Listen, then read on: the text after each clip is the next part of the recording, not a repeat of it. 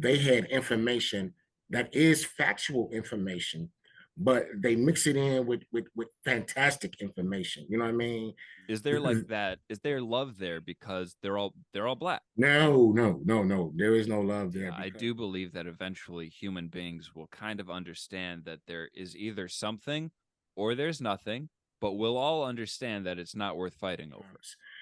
and like he actually went as far as forcing grown men, and this is in I think Florida at the time. He actually went so far as forcing grown men to have circumcision without anesthesia. So We're better because we're white. And God made us white, and that's why we're better. you know better than that. You should already eat kosher. Guys, welcome to Muzzle Tough. We're two guys. We don't know what we're talking about. But today, we are talking about black supremacy cults. Oh, is that what we're talking about? Specifically, forgive me if I mispronounce this, but the Nuwaubian nation. Yeah, that's a good way of pronouncing it. Okay. I'm sorry if that was a very baity and I just want people to keep watching. So keep watching. Yeah, it's YouTube. Now that you're here, keep watching. They made it in the first 2 minutes. We got that in. I'm just mad. I'm a little mad that you came up with that term before I did. Which term? The black supremacist? What was it? Yeah, that's what he well, said. because I did a cursory glance. So in our last video, Drigo mentioned that for a short while, and correct me if I'm wrong, you mentioned that you were brought up for a short while in the Nuwaubian nation. Yeah, it was something I was exposed to when I got into high school. Something you were And exposed to. Okay. yeah, they like I said before, I've always been one who's wanted to be close with God, and they had a spin on it that I never heard before, and it was like, whoa, it just set my mind into another direction to find. I guess that's where you could say I started my path to truth. Okay. So for those who don't know, like me and Ben, give us Yeah, I know like nothing. give us like the give us like the rundown. What's the basic pitch to someone who's trying to proselytize to someone to join the Nuwaubian nation? Well, I mean, one of the first things they tell you is that the Christianity religion that you've been a part of for so many years is a lie. It's full of false teachings. You know what I mean? And obviously, if you're someone who's growing up as a Christian, you're going to fight back against that, especially if you're animate about what you believe. So, I fought back against that, and I fought back in a way that I just couldn't win with them because they had information that is factual information, but they mix it in with fantastic information. You know what I mean? Much like pretty much any religion. That's how they got me. So they showed me some things in the Bible where things like I shouldn't eat pork, and things about understanding my role as a black person in the Bible. You know what I mean? And that was just attractive to me. Yeah. Well, Oh, sorry. can Go I ahead. ask, like, what was the example of, like, is it like a two truths and a lie kind of thing where they give you like a little bit of stuff that makes sense and then they throw in something that's kind of out there? Is that what Yeah. we were So talking about before? yeah, it's wherever you find gaps in the information that is considered fact. You know what I mean? So like fact, we have a Bible. Fact, it was written some thousands of years ago. Fact, it tells a story about how we got here. Those are all facts. But when you get into the more meaty questions like, well, why did we get here? You know what I mean? What made, though they filled in those gaps of when you had a question that the Bible didn't necessarily answer, you know what I mean? There was an answer for it. Mm. So and they use very manipulative ways of doing it because what they do is they take information that's already there. So information that's done by archaeologists, information that's done by researchers, information that's done by scientists, and they blend it so well to form this seemingly harmonious reason, you know what I mean, why no one else is being presented with those answers, thus giving them the illusion that they have the answers and this is where I should be. Okay, right on. You mentioned that you said specifically that the ideas appealed to you as a black man. So I have two questions. Why? And do you think the ideals would appeal to me as a white man? Okay, I'm gonna need you to elaborate a little bit on the second question, but for the first question, um, you guys got to understand, for me, growing up in the 90s, what I mean, I'm coming off the back end of a lot of things that transpired in the previous 2 decades, you know what I mean? And this is a time period where you're seeing a lot of the social changes from an old way of thinking, an old way of American thinking towards a new way of American thinking. And, I was just trying to be a part of that movement, to whatever movement was going to put my people in a position where they had an advantage, not the advantage, but an advantage. Then I want to be a part of that. And I want to contribute to that. And that's how they came across to me. So, Okay. Let me just jump in really quick. Quick question for the uninitiated. So can we describe exactly what this belief system is? Because I feel like there's gonna be a lot of people watching. You know what I mean? What was it called again? Nuwaubian? Is that right? Nuwaubian. Yeah, Nuwaubian. Yeah. Nuwaubian. So what is like the main tenets of that belief system? Because I actually, I love with you. I don't really know. Let's see, this is where things kind of get conflated with me, because I thought that the main tenets of it was, um, being a help to each other. You know what I mean? Building the community, building the foundation for the progression of Black people, but making it something that is our own. You know what I mean? Something that was similar to a lot of the old Hebrew ways, a lot of old Egyptian ways, and a lot of new American ways, but as an independent nation, separated from what we saw as a racist society and a racist America. You know what I mean? Something that was actually for us.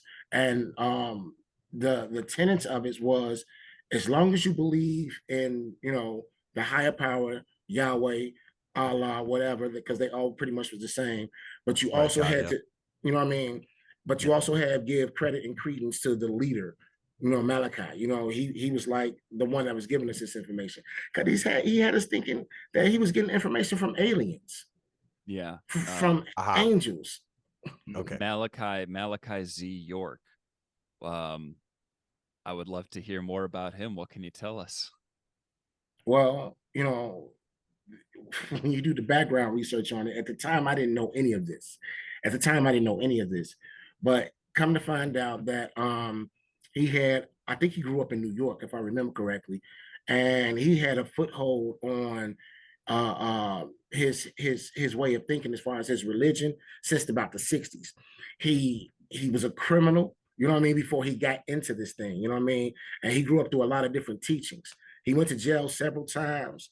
And the last time he got out, he started writing these books. These books conflated a lot of information about the Bible, Egyptology, Zechariah Sitchin's work, and even the Constitution. So he wrote all these books. He started this cult. The cult moved from New York to Atlanta, set up chapters in Chicago, set up chapters in New York. I think also on the West Coast too. I'm not 100% sure, but their main central base was in Atlanta, a place where they called Tamaray. They built pyramids down there and everything. They had a community. When they went down there, this is when you found out that the man was actually, apparently trafficking sex women and taking advantage of young girls, pretty much under the R. Kelly Act. Ah. Ah. Why does it always come back to that? Come That's on, the guys. way it It's like, goes, man. Come on. terrible. Like, every religion's So got like is some this- version of it's like so you said they have so the biggest community is in Georgia, Atlanta, Yeah, Georgia. the biggest Georgia. community was in Georgia. And And I think it was, well, not anymore. Since then, the feds, I mean, if you got a man that used to be a criminal, that has a criminal record, you know what I mean, and all of a sudden he becomes a very powerful and forceful person to deal with, you're going to keep him under watch and eye. So, Yeah. the feds obviously got into him and everything. So they don't, the place doesn't exist anymore. Okay, so it doesn't exist. Was it like Gives me cult vibes. Yeah, was it, would you say that it was a cult, like a commune, like Jonestown, something like that? Yeah, if you actually were on the land, Right. that's what it was like. That's what it was if, like? if you were there, that's what it was like, because you had, just like in Jonestown, you had people that were armed, you know what I mean? You had armed security and everything. And it was kind of clever how they did it too, because it was clever, but at the same time, it was kind of stupid because they went to Atlanta and they had changed their whole outer appearance. So I guess to have people perceive them as just people who want to be like cowfolk, cowboys and cowgirls, they started dressing in, cowboy hats and started wearing tassels and things of that nature. And that had actually became a requirement all the way to Chicago to dress that way. So there was like a dress code. Oh yeah, that was always. I mean, and it was a cowboy dress code. Yeah, down there. That's dope. I'm not gonna lie, that's pretty cool. Of all the choices, I suppose. Yeah. Yeah. It was. Going, sorry. It was to try to blend in. It's kind of like disheartening because there are stories that you hear from the women that were actually there and that actually had gone through the abuse. You know what I mean?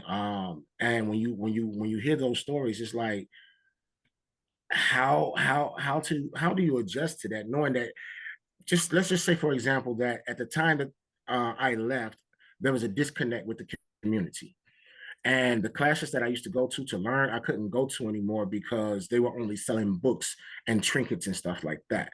But they never were really holding class. And at the time, I didn't know. I found out years later is because this was around the time they had got wind that the feds were investigating Malachi and they were moving in for an arrest. So, but if that time period hadn't taken place, would have gone down that rabbit hole, you know what I mean? Because I wanted to go and live in Tamaray. I wanted to be there, you know what I mean? And it's like, what would I have gone there and subjected myself to had I done that? You know what I mean? Yeah. And that's a scary thought to think about because that brings who you are into question. Yeah, how you would. Yeah, it's always that possible. Situation. But the wrong place at the wrong time. But you're brainwashed. You're being told what to think, not how to think. So yeah. I did a cursory glance, and when I Googled the Nuwaubian Nation, it showed up on the Southern Poverty Law Center's list of hate groups, and it was linked with I'm just gonna look at it real quick. It was linked with the Brotherhood of Islam. Mm-hmm. It was linked with the Black Hebrew Israelite, not linked, but it's on the same list of hate groups. And by the way, in this list of hate groups, there's also white supremacist hate groups like the KKK and other parties. But the thing that I notice is that there seems to be these groupings of what I would just call, if we have white supremacist groups, then there would be black supremacist groups, and there's all types of supremacist groups. Do the Black Hebrew Israelites, the Nuwaubian Nation, the Brotherhood of Islam, do they believe in similar tenets? Would they agree with each other if they were all in the same room, or is there like that? Is there love there because they're all black? No. There is no love there because I can't think of him. I think his name was Benjamin, but he was a Hebrew Israelite, one of the earliest ones, and he was involved in a lot of crimes. And like he actually went as far as forcing grown men, and this is in I think Florida at the time. He actually went so far as forcing grown men to have circumcision without anesthesia. So you know what I mean? And the Nuwaubians ain't finna go for that. But the potential for them to take it that far is there. But which group was this that did the forced circumcisions? This was a branch of the Hebrew Israelites. Got it. Yeah. Whoa. I'll tell you, adult circumcision has to be done like surgically under medical. Like you got to be down for that. That's rough, man. According to the reports, this was not done medically. This was done almost barbaric. Yeah, there you go. Best way to put it. Yeah, that's wow. Okay. And, I want to say that if you listen to the rhetoric of even the guys that be out there today, that call themselves Israelites, if you listen to the rhetoric, they'll confess with their own mouths that this is what they're about, and it's no different when I being a grown man now and having a way of knowing how to think.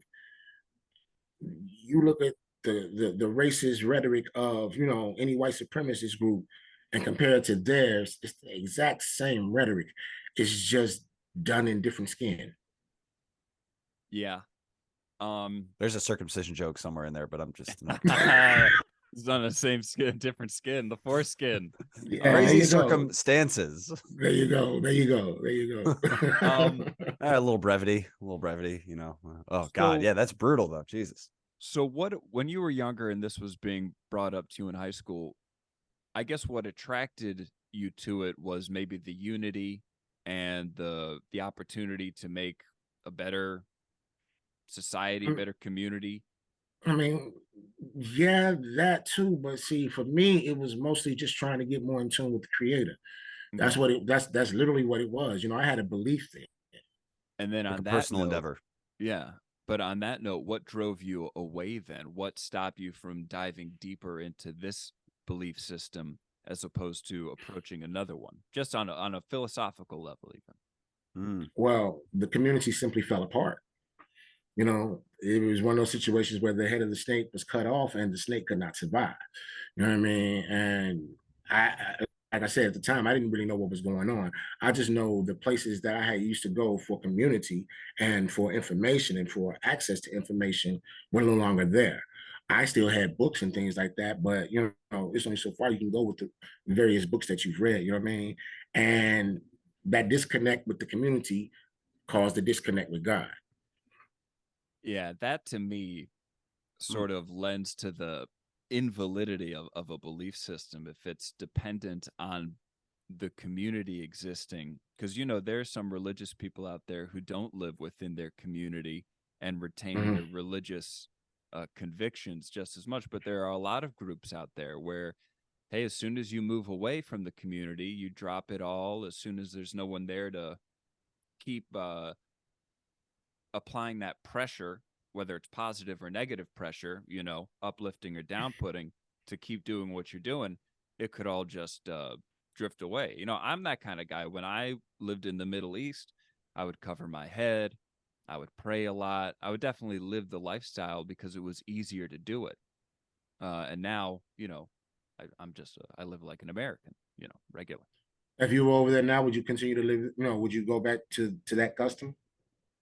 I think there would be I think it would be easier to. I think it would just become a part of the lifestyle. You know what I mean? Like, for instance, I would eat kosher. That's just because all of the food is kosher. You know better than that. You should already eat kosher. Got him. Tell him, Drago. Tell him, Drago. Come on. No. Listen, I put on my tefillin every morning. And I do. Yeah. Wow. I wrap my phylacteries. My girlfriend says I look like a Pharisee. And I'm like, hell yeah. Wait, there's like 3 words in there. I don't know what the hell those mean, but hell yeah, dude. Bars either way. Yeah, I got it. But in sort of religious garb and ancient priest. Yeah, Got it. exactly. Okay, yeah. you guys are in the know. Yeah, the Pharisees were basically like the ultra orthodox of the time in like Jesus times. Pharisees. The Cool. guys, the Pharisees. Well, Pharisee and then heresy. They're totally different. But anyway. Oh. Ooh, the heresy of the Pharisee. If it rhymes. What did my friend Larry see? Guys, we got bars for days here on Muzzle Tough. Like and subscribe just for the bars. We're going into a cipher. But yeah, you know, I look into these different versions of cults, and it's like we said on the last time you guys did a show.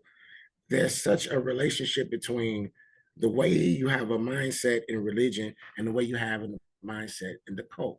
And I don't have the science to prove it, but I'm willing to bet all my crypto that if you compare what the functionality of what's going on in what is considered a religious community to the functionality and the Brian said of what's going on in those that are part of a cult, you'll see. Yeah. I promise you, those wavelengths are functioning in the same.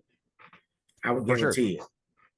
Yeah, I mean, I feel like it's tricky because like there's so much built in the old religions that there's kind of like, you know, there's different sects and there's all this different stuff. You can sort of like find your way in one of the big religions, but with cults, there's sort of like one way, and it's usually just this one person who's running the show and all this kind of stuff.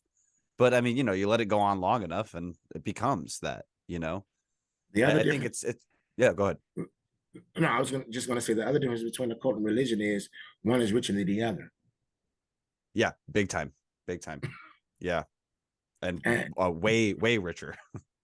and whenever money moves, the interests are there.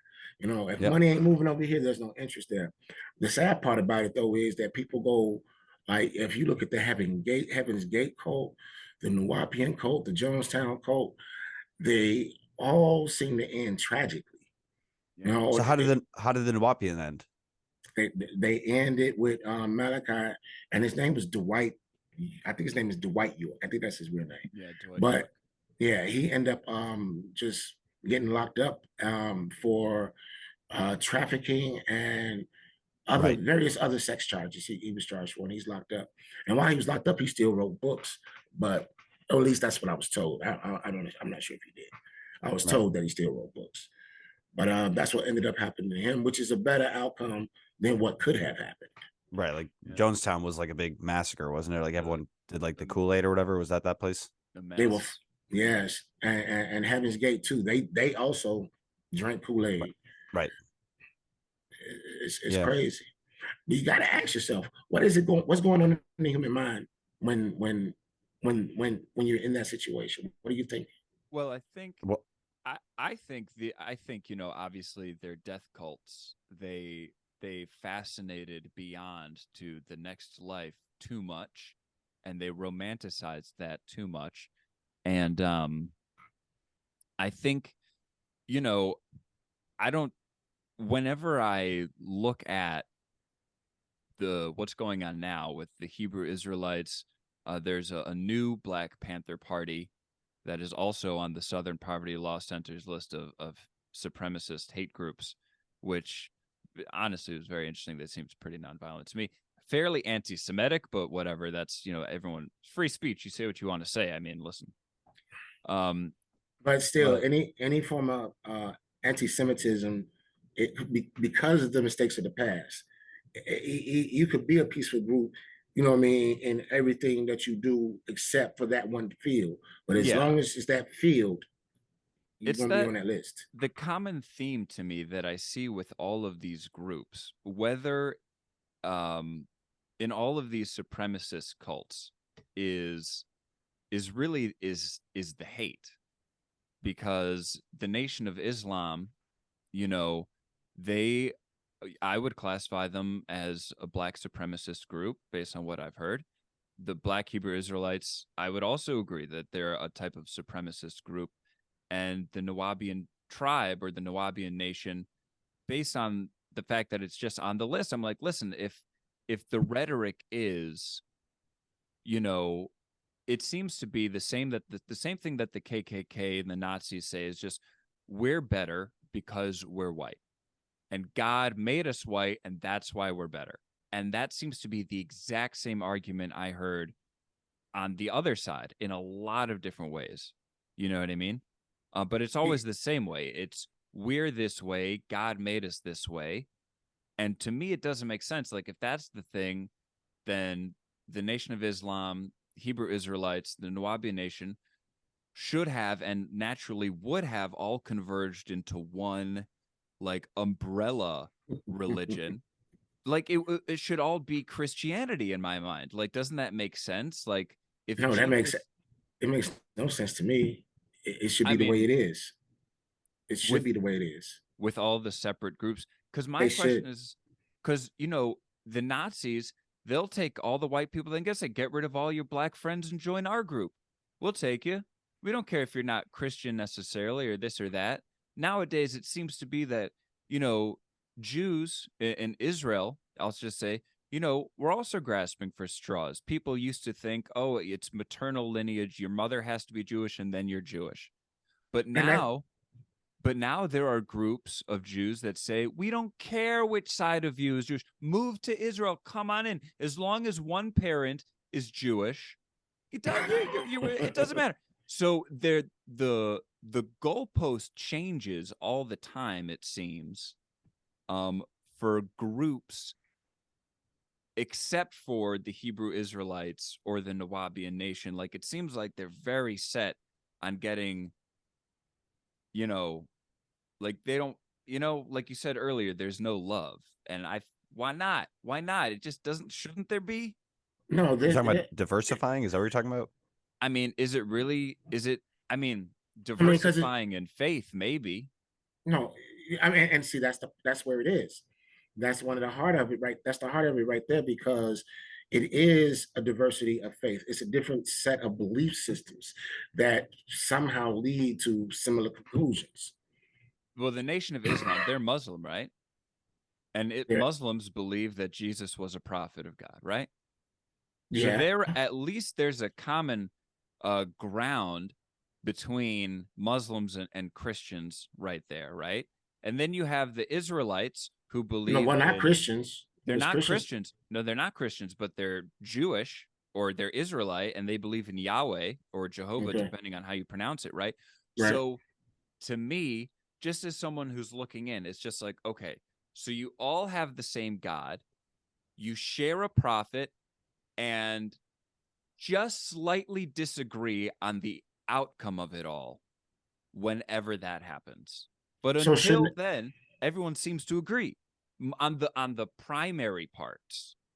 but shouldn't that be true for everyone that operates under the Abrahamic God? I think it's true for the majority of you know, it's complicated to say. That's complicated to say. I mean, because they're like, for example, that's like comparing the divide between the Jewish community and the Christian community. You know what I mean? There's a difference in views there. You know what I mean? And it mainly centers around Paul. You know what I mean? That's the main center of the divide between what Jewish people believe and Christians. Right. It you can argue that, you know what I mean? Okay, well, Jewish people believe in eating kosher, and Christians say, "Hey, Jesus said we can eat anything." You can point those different things out, but both factions still stem from the Abrahamic God. Right. So, you know, at least to some common point, we can the Christians and the Jewish communities can agree on the Torah. They can agree on that, right? Right, but not the Old So, Testament, but not the New Testament. no, of course not, and I can understand that why completely. But you know, same thing with these black hate groups or any hate group, you know what I mean, or any particular group of people, period. If there's a common, like, we all live on a planet Earth, but yet we all don't operate together on our planet Earth. You know what I mean? We operate in ways that benefits us mutually, but also selfishly. So it goes beyond just, you know, two groups having the same idea. You know what I mean? That leads to some of the conclusions. They have to have the same pillars of belief, especially in this realm. If they don't have the same pillars of belief, it don't matter that we'll see them as a kind of enemy. At some point, we're enemies. Hmm. Well, Well, that's a that's damn how like shame. the human. Well, I'm not. There was a. I was checking this one thing. I forgot who said it. Someone said that this is slightly tangential, but the reason why the internet is like creating so much craziness is because people are wired to have essentially smaller communities. Like that's how we're sort of built, you know, from the beginning. Your brain can like max out at like 150 people. You know what I mean? As far as Yeah. people, you know, which is where these subsets and these small religions and these different like cults and all this sort of stuff come into play, right? And right now we're in a position where all these different ideas come in all at once and everyone's getting a taste of everything, and we could see how it's too much. Like our brains are powerful, but they're not that powerful. You know what I mean? So there that's the upside to it, is that you have your community, right? You have like your people that you know and all this kind of stuff. But I don't think it's possible, just based on the way humans are wired, that we could have like one, like the religion or something like that. And we're all just like, yeah, we all believe, basically we'll just take the best of everything. And it's like, that's just not how it works. I actually think eventually we will. Like I I don't think know. I know I don't I know. believe in a messianic era as an idea. I do believe that eventually human beings will kind of understand that there is either something or there's nothing, but we'll all understand that it's not worth fighting over. Either way. I That's a think we're beautiful getting there. thought. I think we're getting there. And What it do you may got? What do you take got? Oh yeah, go ahead. No, Sorry, no, Drigo. go ahead. Go ahead. Bligo, Drigo, Bligo. Drigo. Oh no, I was just agreeing with you. That was a beautiful set of statement there, man. And I think I won't be around to see it. Yeah. But it's one of those things that I hope for. You know what I mean? Ultimately, humanity got to realize that if we don't believe in anything, we can at least believe in ourselves. That's what it really boils down to. That's a bar. That's nice. That's old school right there, boy. That takes it back. If Golden you got to nuggets. believe in something, why not believe in me? That's old school. You can go back to the song and get that. I can't quote the song right now, but I just quoted the song. Okay. Ah. And it's crazy how that's been around since the Psalms, and yet we're still struggling with that. You know?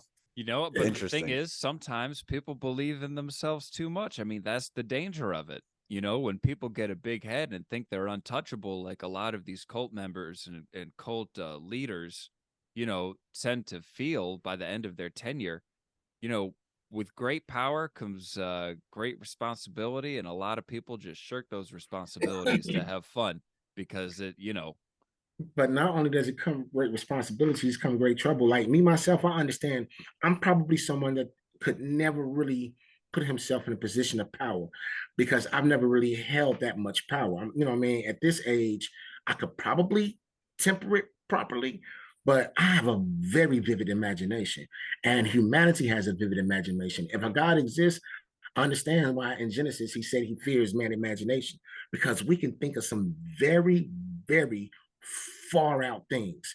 You know what I mean? And we haven't even tipped the iceberg of what we can envision and bring to reality.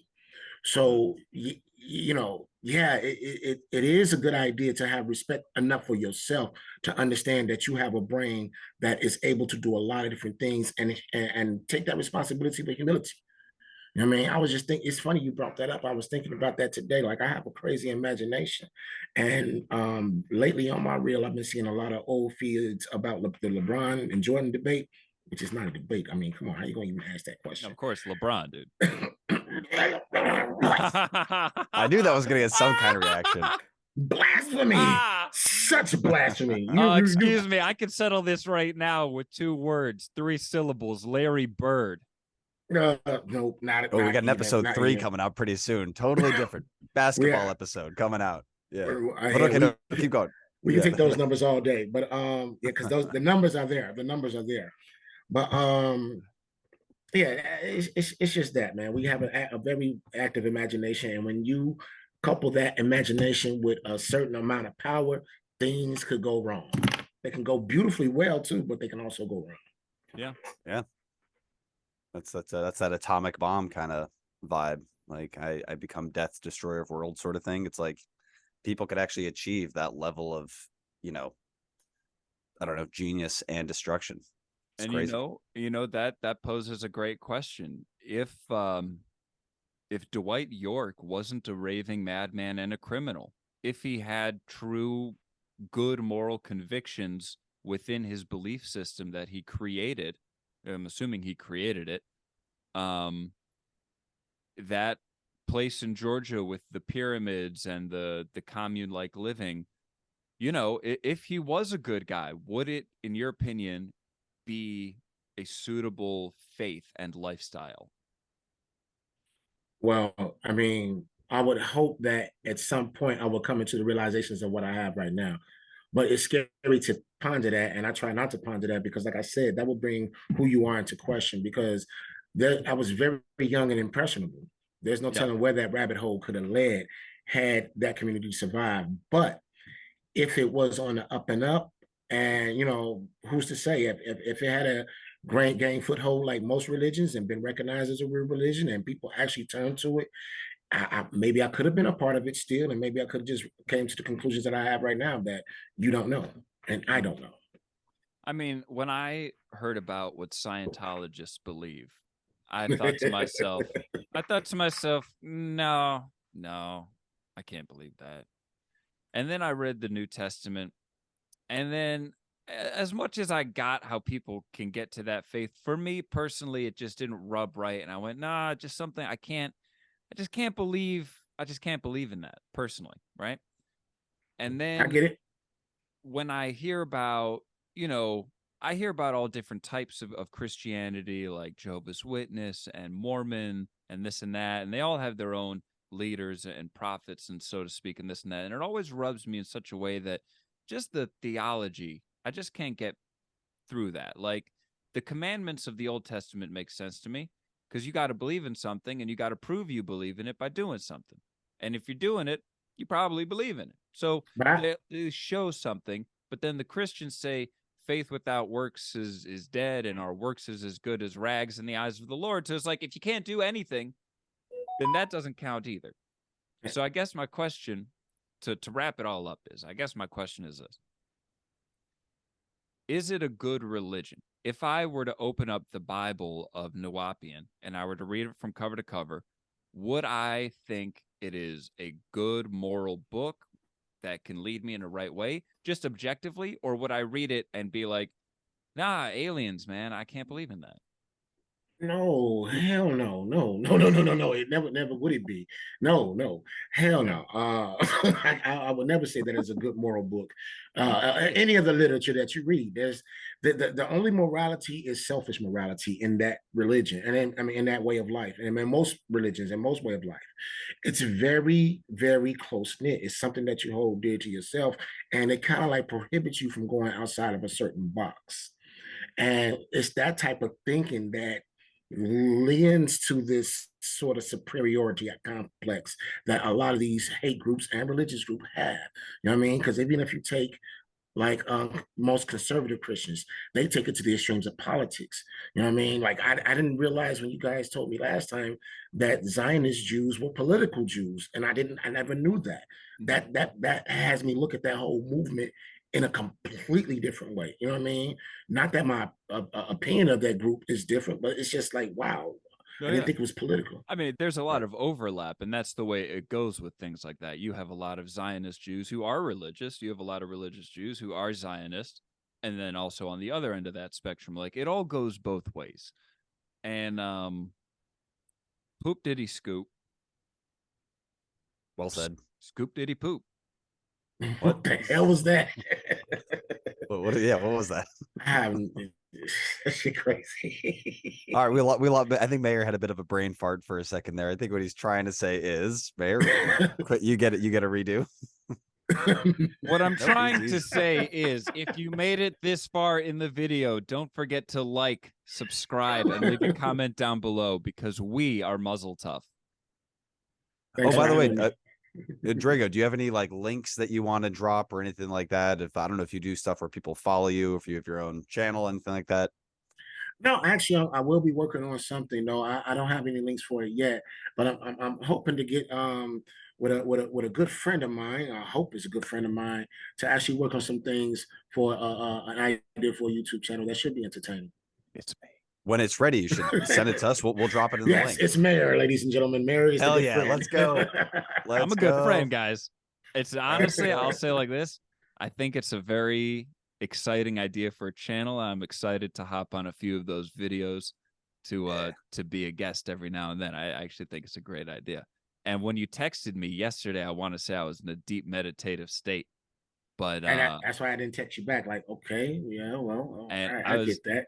I was in a deep meditative state, and I want to say that video. You guys will all know what we're talking about later on, but I think that should be the first video. You know what I'm saying, Drew. Yeah, I know exactly what you're saying. I got it. But anyway, guys, I want to thank you so much for joining us. We'll get tags up for Drigo's channel as soon as possible, as soon as it hits. Also, thank you so much for getting us to 260 subscribers. My God, thank you. Drigo, you're the keys to our success, dude. I didn't do that. Did I? But did you? I don't know. Should I believe him? Show me that. Always believe. You should always believe. That's right. Believe first, ask questions later. That's what we learned from today's episode. Am I right, guys, or am I right? I think I'm lost on that one. Are we asking? Just ask questions all the time. There we go. That's probably better. Hey, speaking of which, no, go ahead, Drago, please. I was just gonna say, remember, guys, don't preach hate. Preach appreciate. Woo! It rhymes, so you know it's good. Y'all had bars. Say that 10 times fast. My number one bar is like and subscribe. Does not rhyme. Shit. Rhyme. Whoops. It's a start. It's gonna end any minute now. We don't know about when. right?